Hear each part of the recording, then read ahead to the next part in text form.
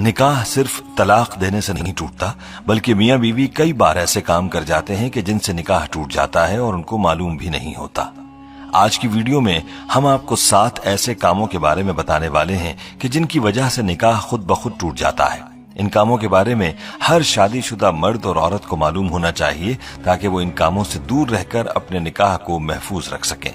یہ کام ایسے ہیں کہ جن کی وجہ سے طلاق دیے بغیر ہی نکاح ٹوٹ جاتا ہے، اس لیے ہر شادی شدہ مرد اور عورت کو ان کاموں کے بارے میں معلوم ہونا چاہیے، کیونکہ ان کاموں سے میاں بیوی کا رشتہ ختم ہو جاتا ہے اور وہ ایک دوسرے کے لیے ایسے ہی حرام ہو جاتے ہیں جیسے طلاق دینے سے۔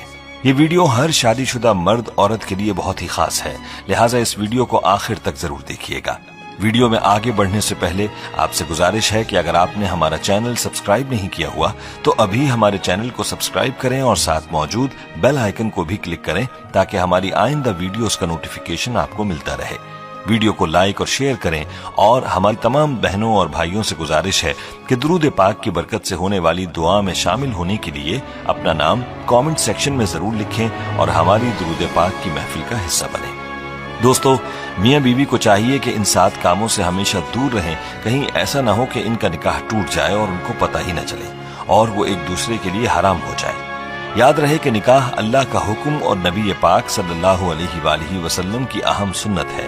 نکاح کی اہمیت پر بھی ہم بات کریں گے، لیکن پہلے آپ کو ان 7 کاموں کے بارے میں بتاتے ہیں کہ جن سے نکاح بغیر طلاق ہی کے ٹوٹ جاتا ہے، مطلب یہ کہ میاں بیوی کا رشتہ اپنے آپ ہی ختم ہو جاتا ہے۔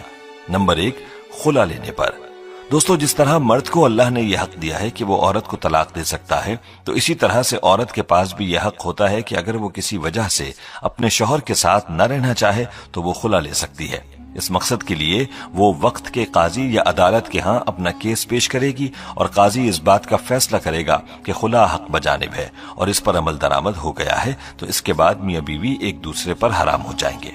نمبر 2، ایلا۔ دوستو، اب آپ کے ذہن میں سوال ہوگا کہ یہ کیا ہے؟ تو ایلا اس کو کہتے ہیں کہ شوہر اپنی بیوی کے ساتھ ہم بستری نہ کرنے کی قسم کھا لے تو ایسی صورت میں بیوی اپنے شوہر سے علیحدگی اختیار کر سکتی ہے اور وہ طلاق کے بغیر ہی ایلا کر سکتی ہے۔ نمبر 3، کسی ایک کی موت ہو جانے پر۔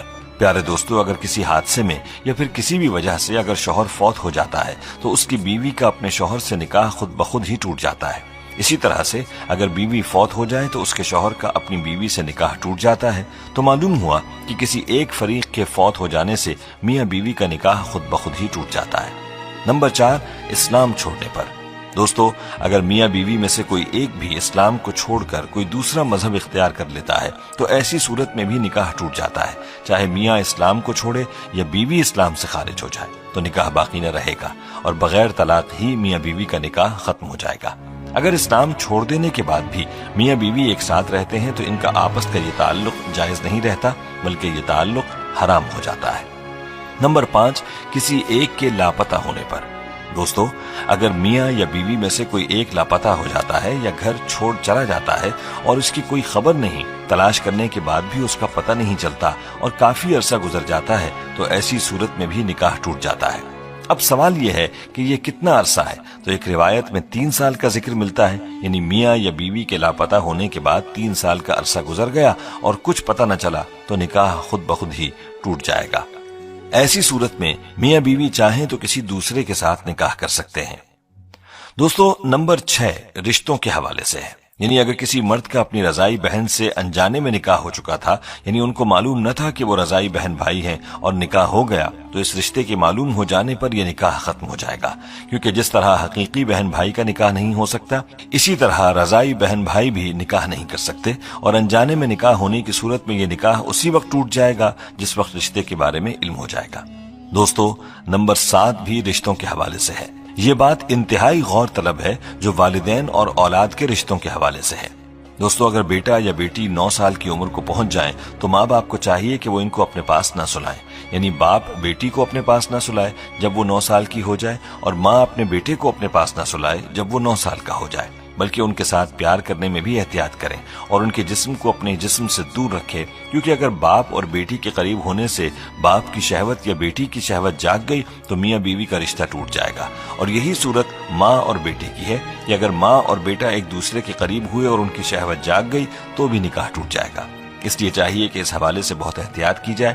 باپ کو چاہیے کہ وہ بیٹی کو پیار کرنا چاہے تو اس کے سر پر ہاتھ پھیرے اور بوسہ بھی سر پر دے، جسم کو دور رکھے، اور اسی طرح ماں بیٹے کو پیار کرتے وقت بھی احتیاط کرے، اپنے بدن کو دور رکھ کر بیٹے کو پیار کرے۔ دوستو، یہ وہ 7 کام تھے کہ جن کی وجہ سے بغیر طلاق ہی نکاح ٹوٹ جاتا ہے۔ اس لیے میاں بیوی کو چاہیے کہ ان کاموں سے دور رہیں، ورنہ ان کا نکاح ٹوٹ جائے گا اور وہ ایک دوسرے کے لیے حرام ہو جائیں گے۔ پیارے دوستو، یہاں ہمیں اپنے بارے میں خود ہی سوچ لینا چاہیے کہ کیا ہم ان کاموں میں سے کسی کے مرتکب تو نہیں ہوئے، اور اس حوالے سے مزید تفصیلات کے لیے ہمیں چاہیے کہ مفتی حضرات سے پوچھ لیں۔ دوستو، نکاح کی اسلام میں بڑی اہمیت ہے۔ یاد رہے کہ ہمارے پیارے آقا حضور اقدس صلی اللہ علیہ وآلہ وسلم نے نکاح کو اپنی سنت قرار دیا ہے۔ ارشاد نبوی ہے، النکاح من سنتی، نکاح کرنا میری سنت ہے۔ حضور اقدس صلی اللہ علیہ وآلہ وسلم نے نکاح کو آدھا ایمان بھی قرار دیا ہے۔ جو کوئی نکاح کرتا ہے تو وہ آدھا ایمان مکمل کر لیتا ہے اور باقی آدھے دین میں اللہ سے ڈرتا رہے۔ مذکورہ احادیث سے نکاح کی اہمیت کے بارے میں واضح ہوتا ہے کہ نکاح انسانی فطرت کا تقاضا بھی ہے، اور ساتھ میں ہمارے آقا صلی اللہ علیہ وآلہ وسلم کی مبارک سنت بھی ہے۔